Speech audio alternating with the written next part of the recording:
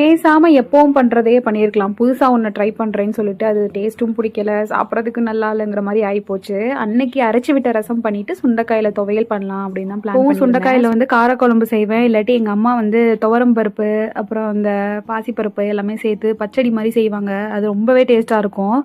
அந்த மாதிரி தான் எப்போவுமே செய்கிறது. இன்றைக்கி புதுசாக சரி எப்போவும் ஒரே மாதிரியே செய்கிறோமே, அதனால் வேறு எதுவும் செஞ்சு பார்ப்போம் அப்படின்னு சொல்லிட்டு நிறைய வீடியோஸ் பார்த்து தான் பண்ணேன்.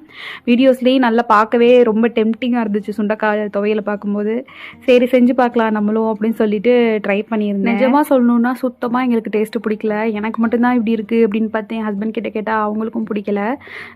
இந்த மாதிரி உங்களுக்கு பிடிச்ச காயை வேறு ஏதாவது புதுசாக ட்ரை பண்ணுறேன் அப்படின்னு சொல்லி நீங்கள் ஏதாவது சொதப்பி வச்சுருந்துருக்கீங்களாங்கிறத கமெண்ட்ஸில் சொல்லுங்கள்.